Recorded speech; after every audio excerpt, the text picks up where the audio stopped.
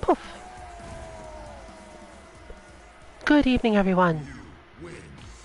Welcome to another Mish-Mashing Battle Lounge with the 2MK team. You've missed the primary part of what made me think we were going to have a specific type of lounge today. That's my fault for not updating the stream station. Well, the other stream station. So to briefly recap for you, we've been fighting a birdie that exactly matches what I was planning to talk about today, but they've also hit their wall. They've hit the player who will probably beat them up because of the exact same thing.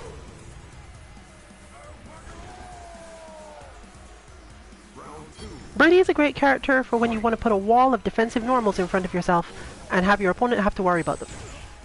They can't get in, they have to use unconventional approaches, and a lot of people are not very confident or happy having to use their unconventional approaches. He's hard to punish if you are using, again, conventional approaches, and he's relatively hard to pressure in certain situations too. Add to that he does tons of damage, and you've got your way to deal with an uphill battle against a character who just will not quit. He just does what he wants for the most part. But as soon as he faces a zoner, a true zoner, that situation reverses. Now he's the one who doesn't have the good options. And it looks like we won't necessarily see that today, therefore. You win.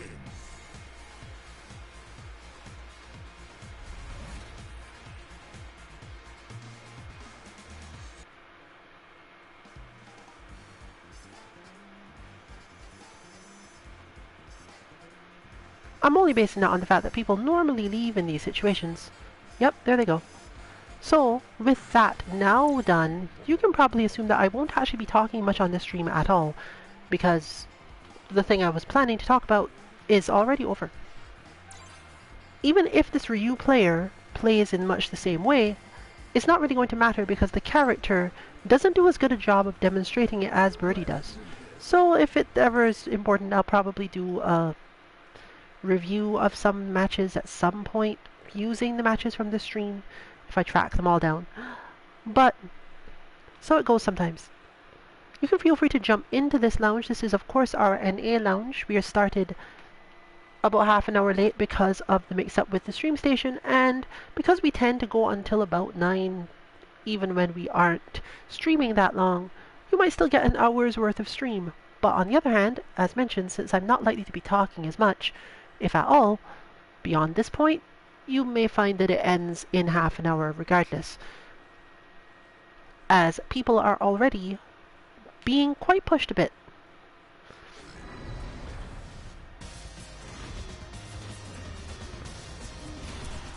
So let's hope that the matches continue to be of the same quality as before, and that our team gets to work on things like the theme of the stream, which I will at least give because I'm probably not going to give another stream on this same point.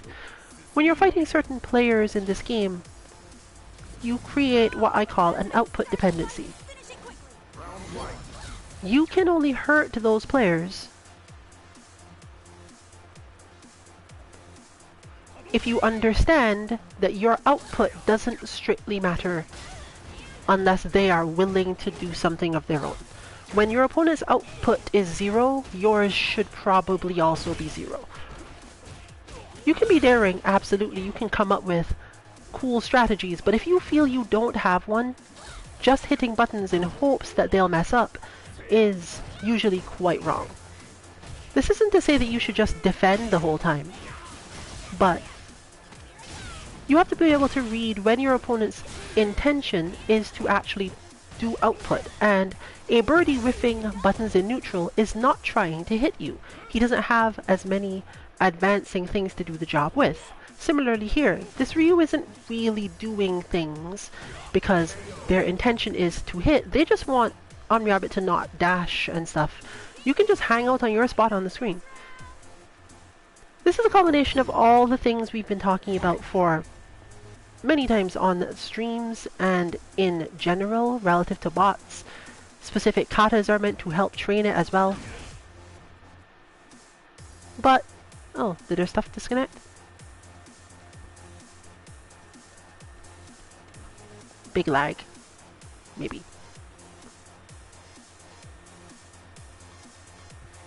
There we go. Awake enough. In fact, you'll find this in Ryu players a lot, and for them, it's not necessarily a bad thing. This is part of Ryu's style, and you can increase this to a high level, but that's precisely why it's so important to understand it. It's just the way Birdie is doing things. Birdie isn't just throwing out buttons because it's annoying. They built the character to be able to do specifically that. The whole point is that he can do that. Similarly, there is just the point that Ryu can just throw fireballs sometimes, and you actually have to respect them, at least now. We're sure it's going to be quite similar in Street Fighter 6. You have to just accept that he gets to throw fireballs sometimes, and you just block them, just as with Guile. Recognizing that you may not be able to beat everything, but should look for your opportunities to see what to beat, is where we get the output dependency. Once you've learned, I can't get away with hitting buttons, I can't get away with trying to get in or trying to hit for damage until I've gotten to this position or changed my opponent's mindset, then you're always going to be at the mercy of someone who has zero output, if you are not one of those people yourself. When you have zero output, it's easy to defend. Some of us don't manage the defense under those conditions because we're thinking about all of the things we would rather be doing. But you can just occupy space, it's fine. And that is the thing that bots are meant to help you learn. It's kind of hard to go from a bot whose purpose is to hit you usually, to a player who has their own concept of how to play the game, and not get caught up in the idea that you have to beat the player. But before you must beat the player, you must beat the character, and to beat the character you have to recognize when the character is not a threat to you. Sometimes you take damage, and that damage was not threatening. In fact, sometimes the damage you take is exactly the damage you need to get to a specific position. This comes up a lot in the Birdie matchup, but not so much in the Ryu one, so I don't think we're going to get as much payoff there.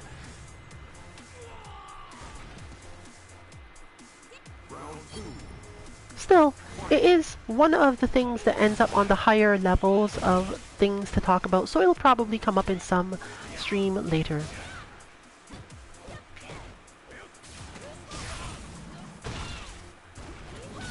Since we're all relatively aggressive players, in the sense of being willing to take risks to get damage, it's very easy to end up in a situation where a person who recognizes this just waits for them and beats whatever they can. Sometimes this pays off really well, and sometimes this doesn't. But understanding that your opponent's output has become zero is still best for you, even if you don't actually push forward, because you don't really have to defend. You don't have to think of it as you defending for this to be the correct way to fight. You just have to set your own output to zero for a moment, and in games like this one, that usually means defaulting to block. But for some characters, or rather against some characters, that's not even the default. You could have to jump against certain ones. You would need to forward jump against Zangief and Abigail to some extent, and so on down the line. So, you can watch the rest of these matches with that in mind. Though we are now at the point of most of the people in the lounge being the type of people who don't go to zero very often. On the other hand, I can force it a bit when I'm playing, so you may have a little bit more from me when it is my turn once again.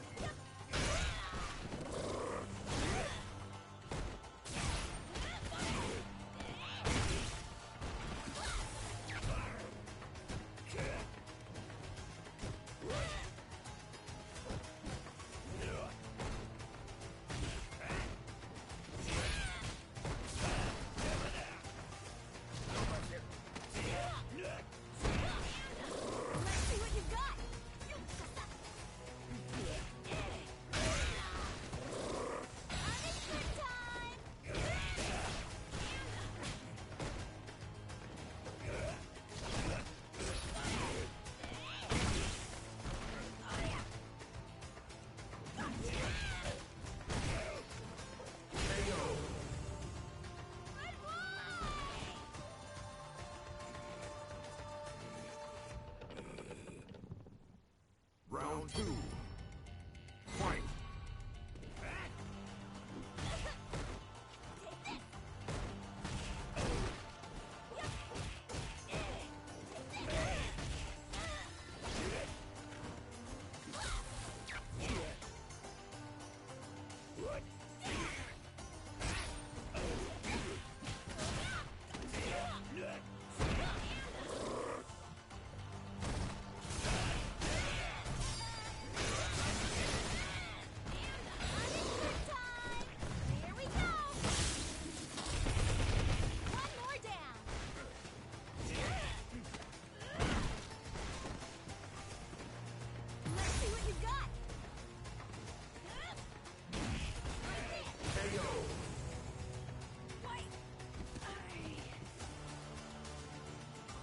Holly wins.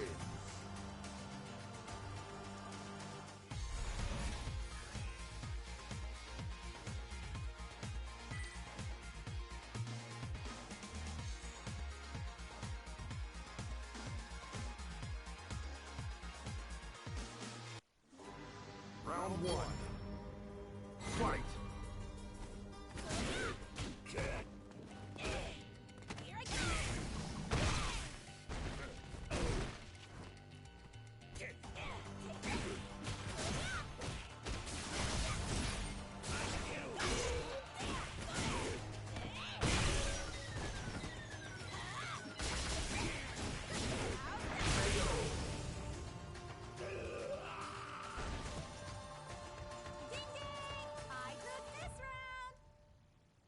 Round two.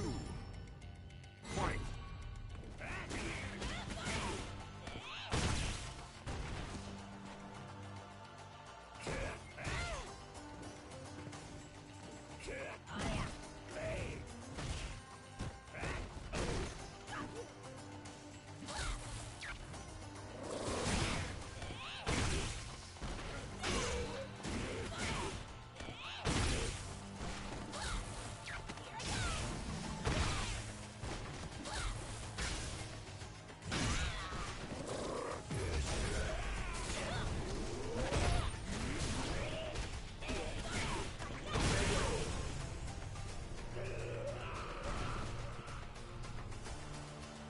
Laura wins.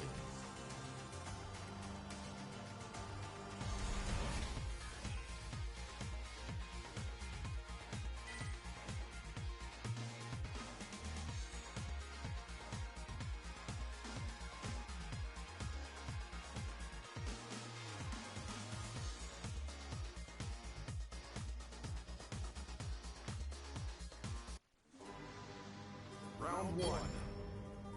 Fight!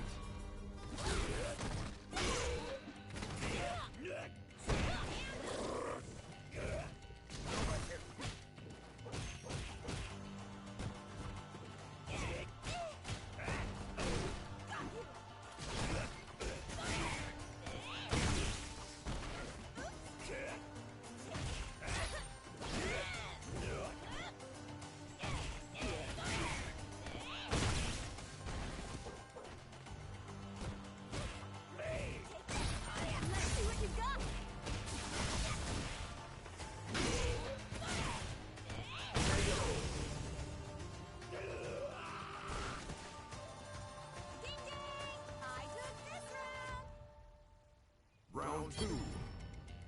Fight!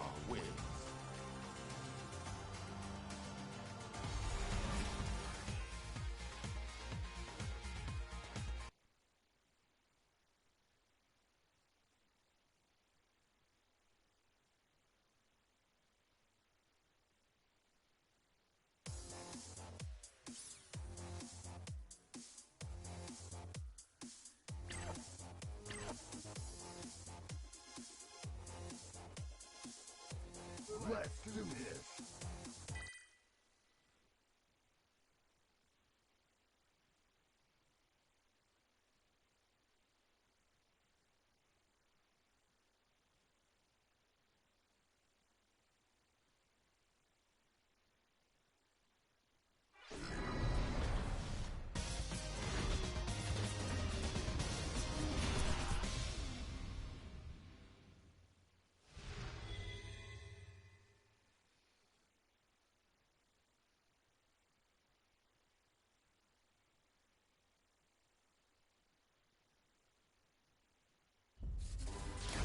Round one.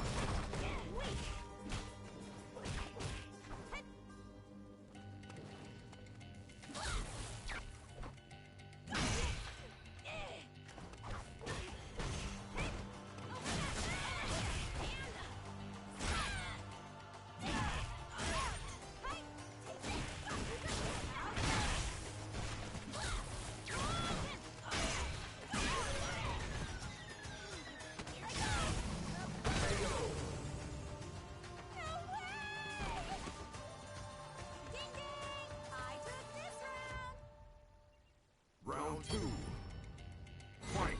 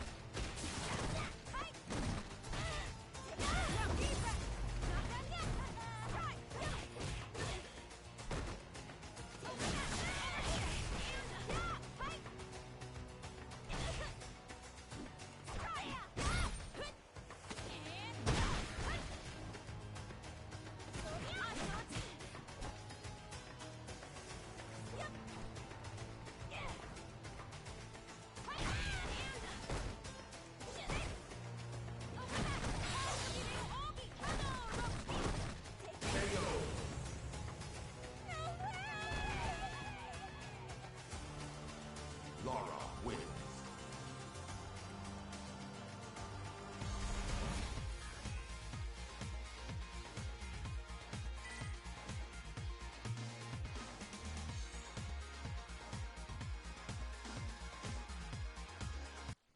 Round one. Fight!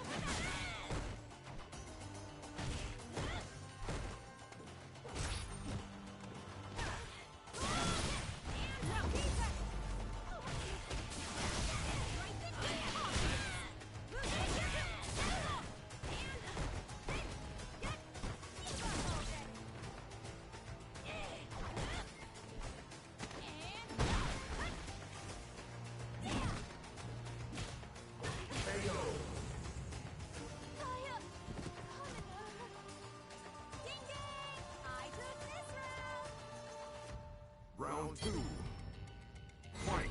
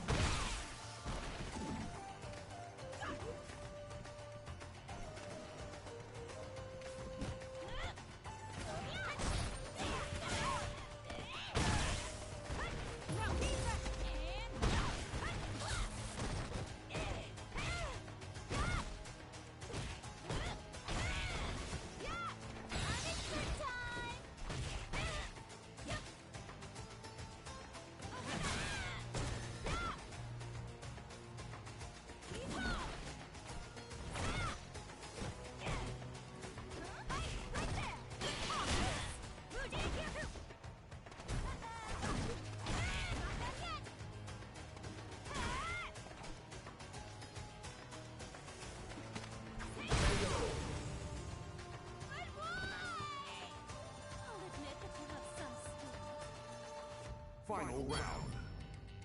Fight.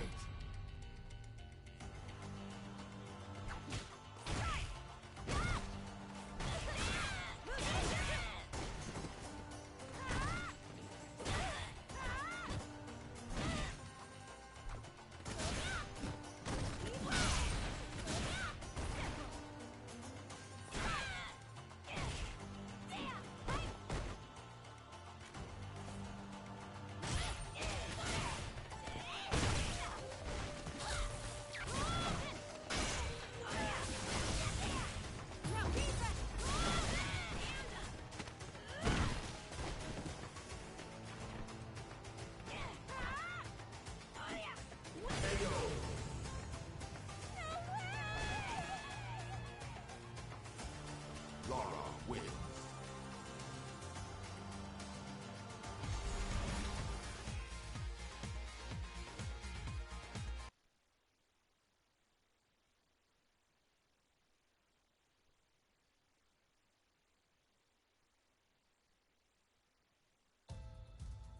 It's go time.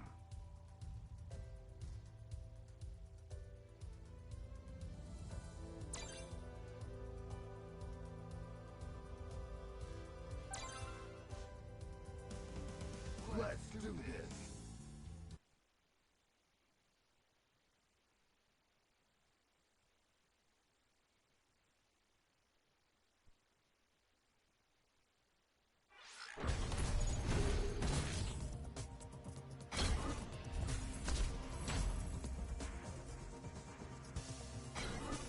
Chun-Li, さあ行くわよ Ryu, 戦いの先へ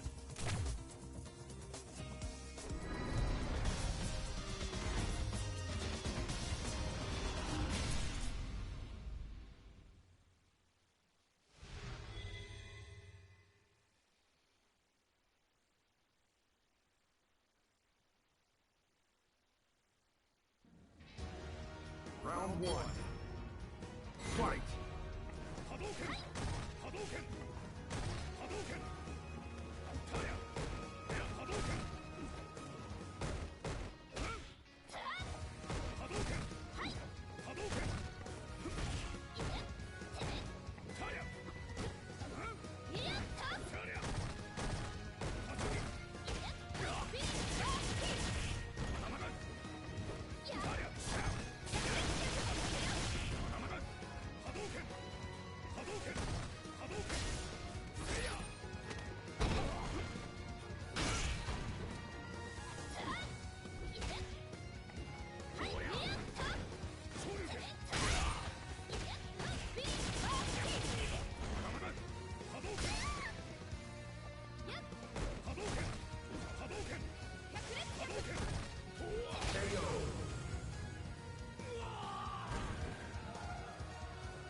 Round two. Fight. 波動拳波動拳波動拳波動拳タヤ波動拳波動拳波動拳昇竜拳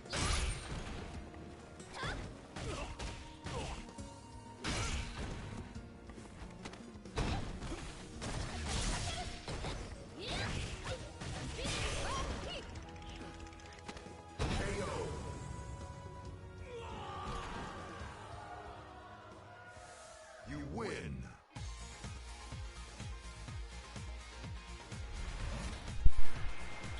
Alright, let's see what my opponent's adaptation is, because I did what I'm supposed to do. I didn't necessarily stop attacking.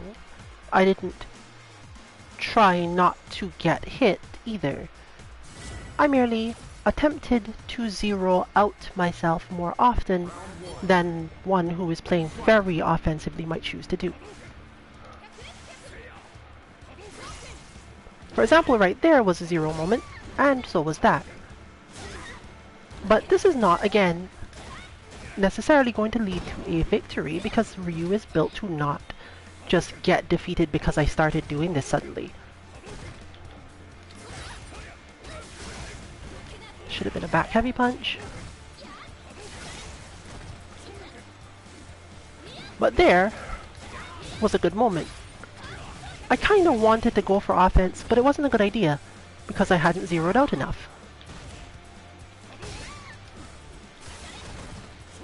Similarly... Oh, not a stun. So my opponent is now moving away as much as they can because they want to resolve the situation that I've caused. But I can go to 0 from here.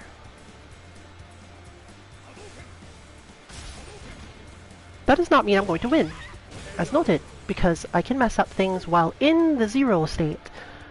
But my opponent did have to run away in order to cause this, and I could have probably done better than I did.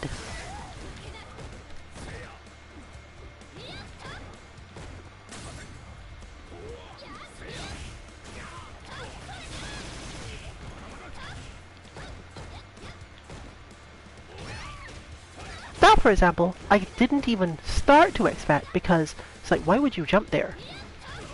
But it's not that jumping there was a bad idea, it's that I zeroed out too much.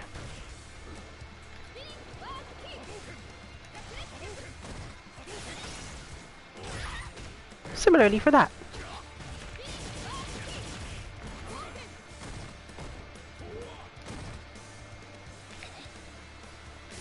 But we're back to opponent trying to get away to resolve the situation. They've got meter, they can see a way for them to come up with a win here.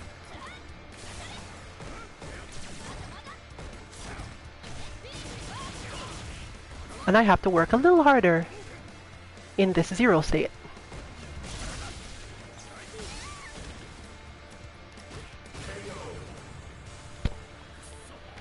But it is good for keeping calm. Keeping your energy, keeping your mind state in the right spot, because you don't have to be afraid of someone who just lets you zero out whenever you want.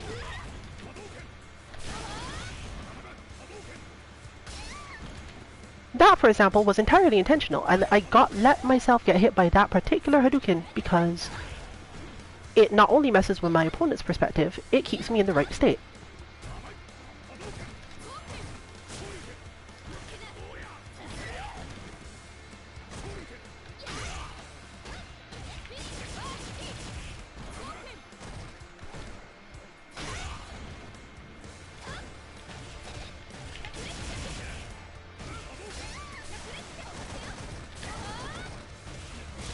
Here we go.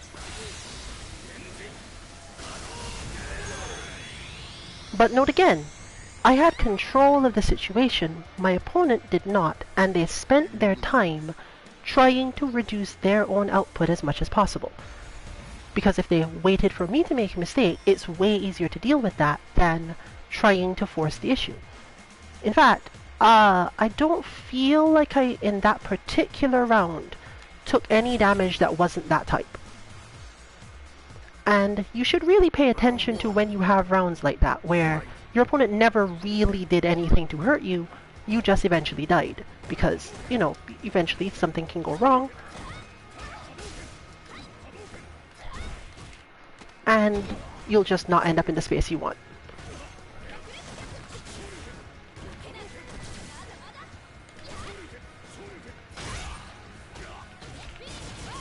Also, it's really unnerving, so it's kind of helpful that way.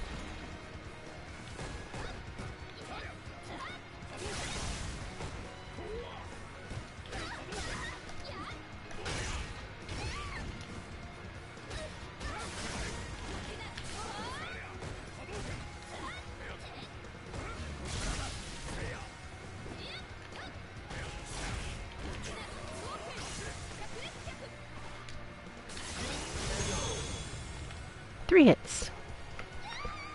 Now, this can lead to what I consider an unsatisfying match, because the correct thing to do to win it is less, even less than this. But I got an attack at least out of them. Unfortunately, I can't judge much by that, because they attack when they don't have that situation yet.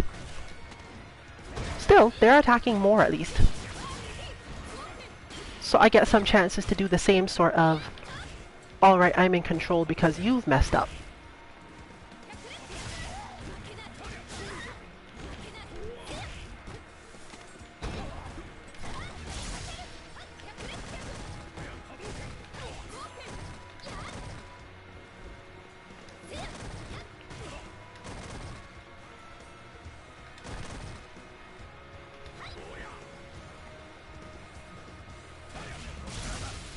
Eventually I just walk up to people like that because it's not really worth doing too much. But it's a little sad for the match to end that way, I think. But since my opponent was basically determined to, for example, be walked to the corner, they're not going to let me get into range to do anything else. That's the outcome you're going to get sometimes. You have mainly to practice your shimmies, but against certain characters the shimmy is not effective enough, and if you're playing a charged character, you do have to come up with some really complicated ones.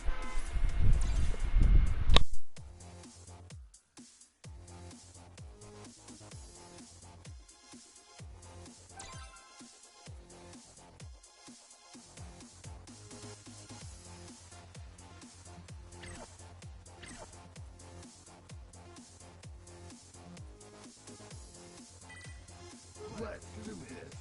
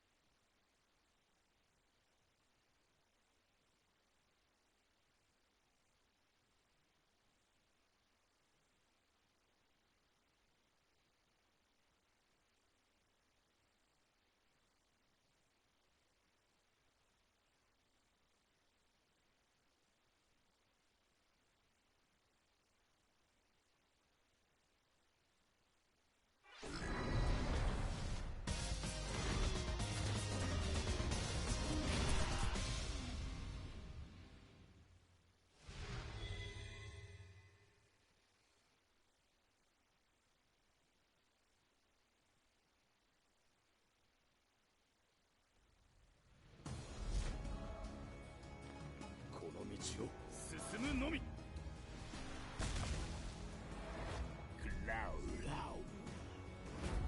Round one.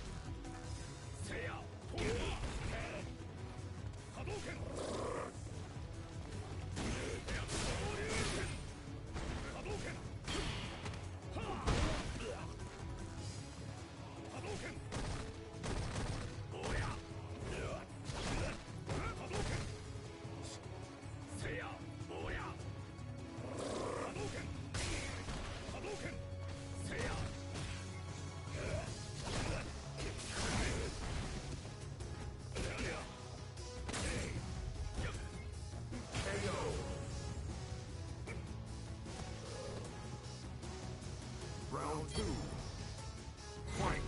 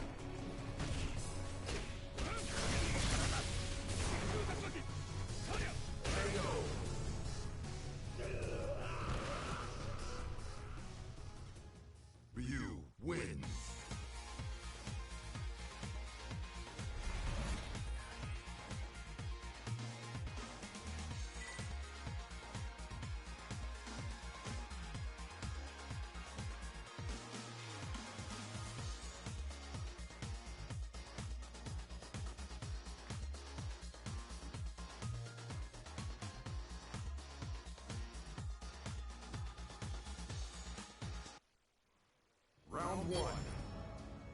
Fight.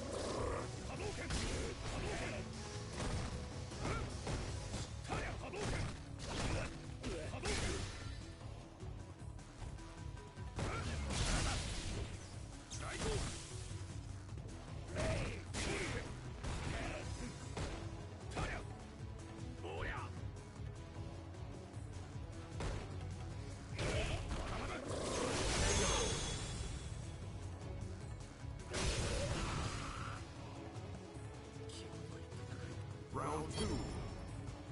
Fight.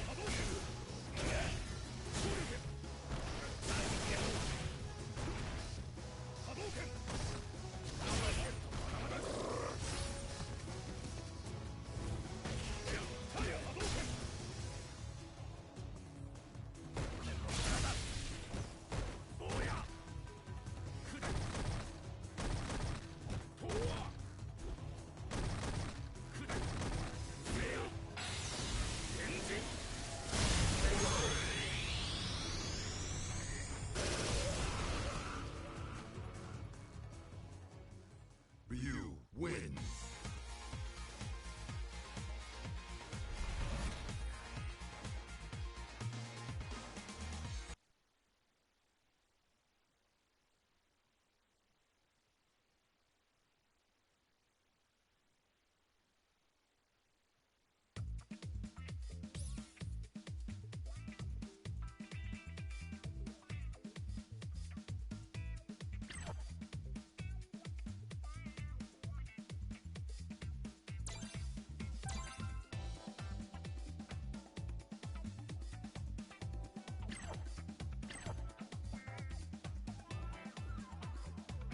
Let's do this.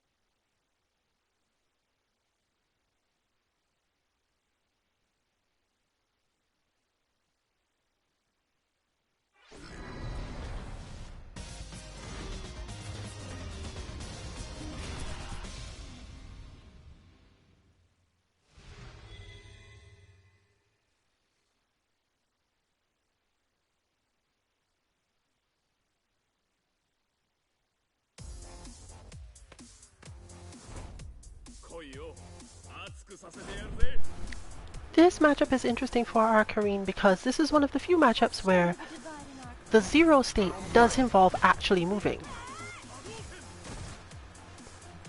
There's a specific timing for Mayokin that just works on Ken, unless the Ken player is really, really good at the matchup. This is mostly because once you are in that space where you have to think about the Mayokin properly, from Ken's perspective, all of Karine's other options open up pretty easily. She's not really hitting the Mayokin because the Mayokin is supposed to hit Ken.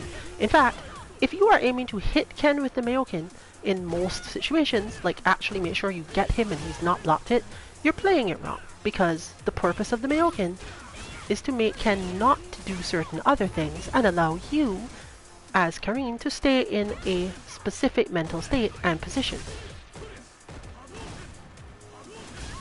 When you get V-trigger to Karine with extra Mayoken options, she's even scarier because she can just like cancel into parry if she really thinks that Ken is actually going to challenge it for some reason, which he normally doesn't because it's not a good idea.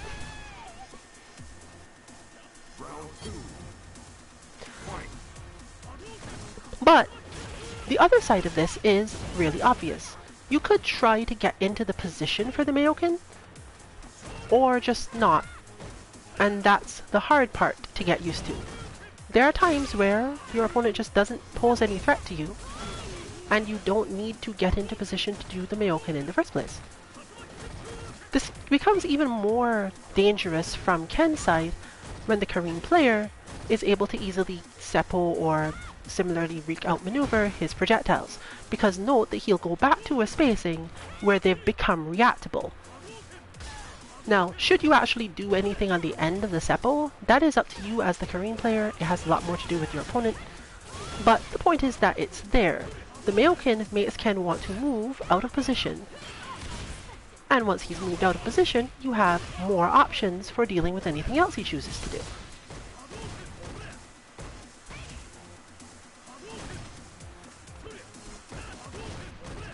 Notice he is just out of the range where he could dash up and be effective, and so on down the line.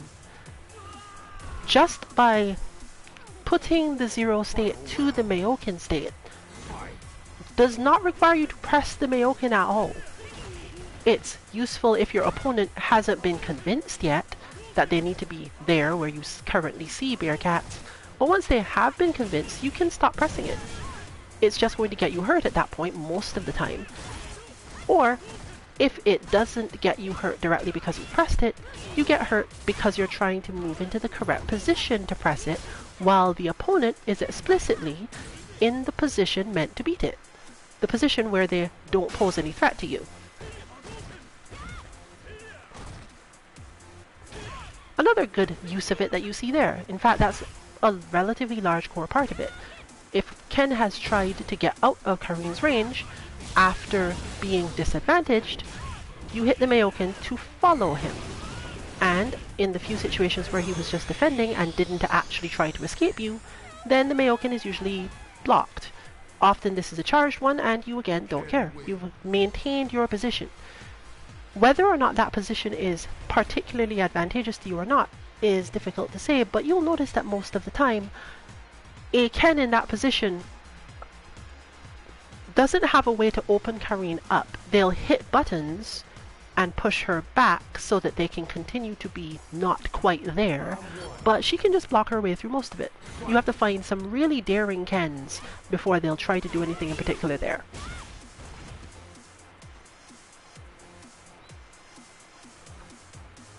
There we go, they're awake.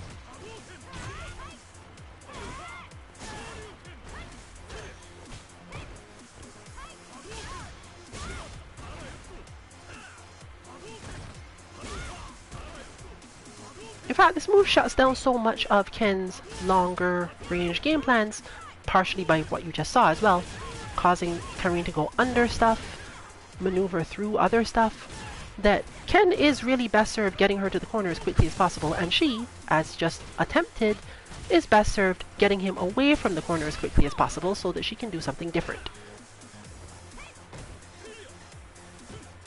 This, for example, is still not a loss condition. In fact, the setup, even with Ken having both meters charged to full, requires you to not notice certain things, making this matchup kind of hard. When you've got enough meter, at least with Ken, you can go into the air and come down with various things, so your air options open up, but you're still going to be struggling. I don't think this matchup has ever been particularly great for Ken. Even as he got buffed in various ways, this sort of thing still happens. Fortunately, at the mid-levels, this takes a lot of understanding of the matchup from both the Ken and the Karine side for it to just work out. So don't be too bad or confused or even surprised if you are playing Ken against Karine who is not pressuring you and for some reason it feels like you just can't hit. Because that's just the way that works. See? That was a good moment. In fact, that was an extremely good moment because with punishing the Mayokin, because you think your opponent has finally decided, oh wait, I should hit this. With punishing it with the first hit of Heavy Tatsu is your best possible option, I think. You get the maximum amount of corner carry, you get the maximum amount of meter, I think, and you just make your opponent's life generally miserable.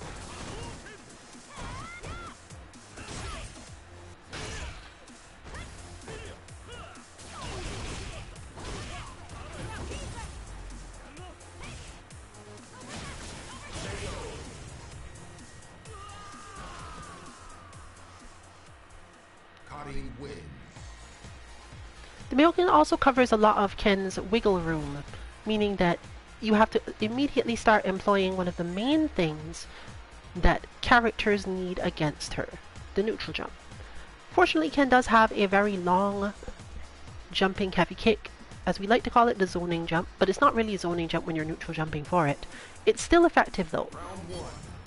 Rather than trying to do main things, you just stay where you want to be, neutral jump a couple times, and you will take damage because she can tanko you. But understanding that you take damage under your own terms and might eventually be able to trick your opponent into doing something else, or just get their mind off the simplistic situation of, okay, I can just Mayokin and hit you now. Increasing your opponent's stress is one good way to get more advantage, even if everything else in the matchup feels like an uphill battle.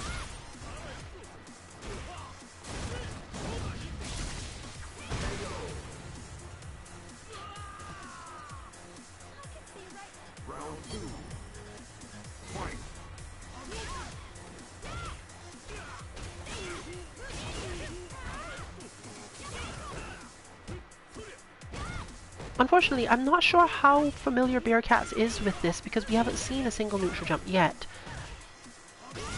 And very little use of the EX Air Tatsu to get anything out of that position.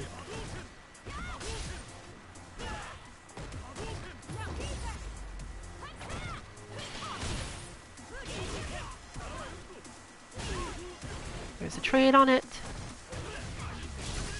This also makes Ken's life quite hard because he's literally fighting a character who gets to build V meter just for the sake of fighting normally.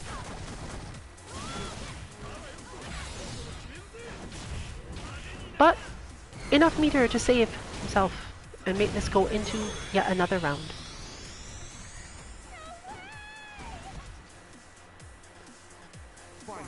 This is kind of a bad situation though because the matchup didn't get better. Technically, the options didn't get better.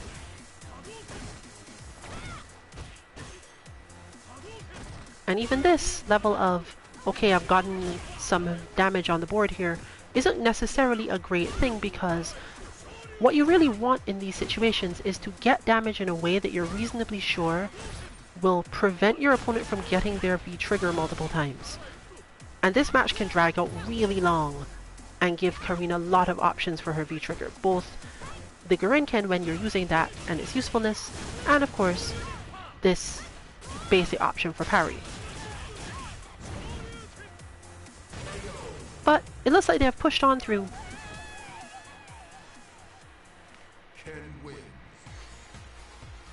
And are going to get to take us into the last on-stream match of the night.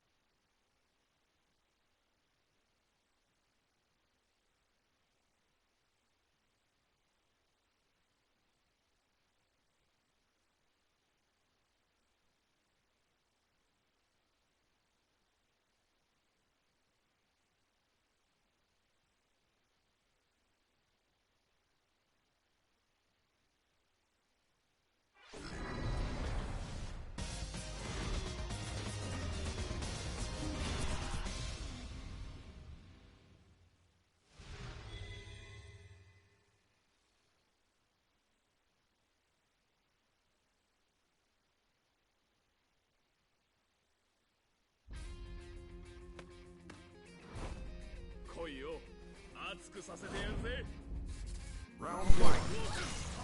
Laura's options in the same space aren't as good because Ken actually has better options once he gets further away. Well, what you just saw is one of her strongest ones. It's not necessarily very obvious either. Laura operates best if she treats Ken like a zoning character and jumps into his space but not jump at him. Because she doesn't want to be too close, he has some advantage there. And she doesn't want to be far because he can do what he wants and she doesn't have a lot of immediate options. A good Ken player will understand how to deal with this easily.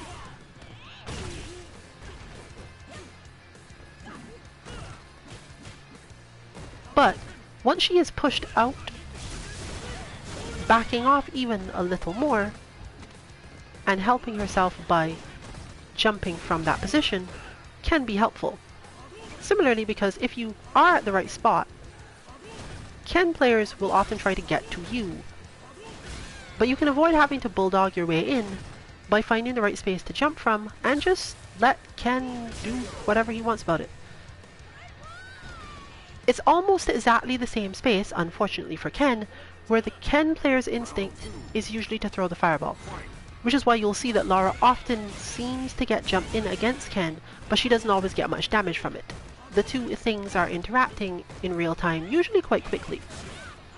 You can see right there, she wants to be just a little bit out because Ken's attacks tend to aim at the head, and Laura has a lot of low to the ground body attacks, and one very good and once so good it was had to be nerfed stand medium kick to deal with these things. She can put up a shield in front of her, dodge a lot of what Ken does just by going for crouch medium kick as you're seeing, and then just, yeah, I don't care, I'm just gonna stand right here.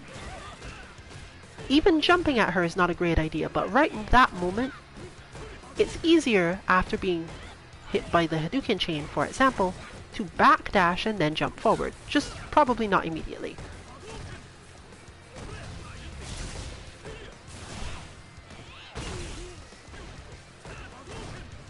This is even more important when Ken is in V-trigger because of various things. It would take too long to explain them all, and we are meant to be closing up pretty soon. Final round. Fight. When Ken has more meter, he can have a bit more control over the matchup's aspects, as he can throw ES fireballs if he really wants to, and deal with clap a little bit more crazily.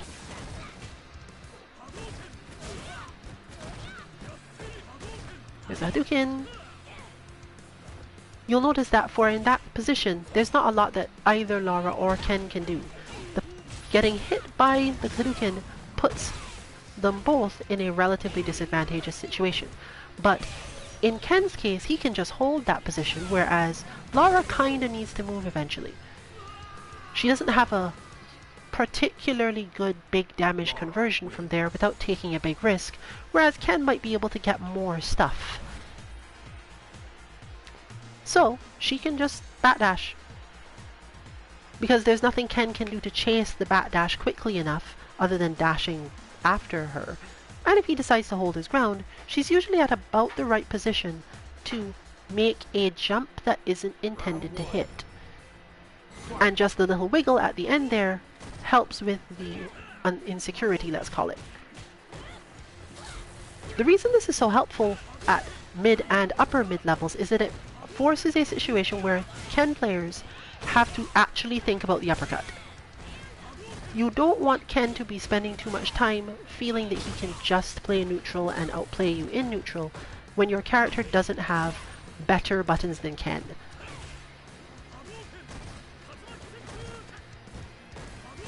He has to be thinking about the uppercut, he has to be thinking about how to get to you sometimes.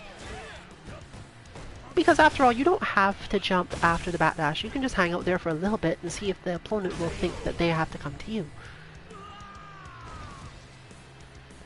She's not a character who's afraid of Ken throwing a fireball from full screen and her being shut down or locked down because she has no response ready.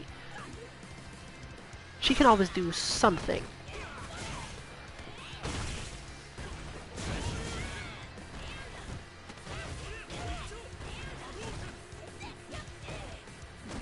See that was the big bet. That was, okay, I know you're not going to do anything after this fireball for whatever reason, so I'm actually coming at you.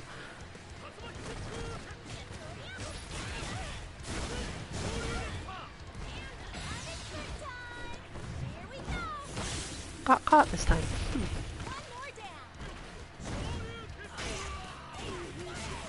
But no meter for that, would have had to go for... No, I think even the main conversion wouldn't have been enough.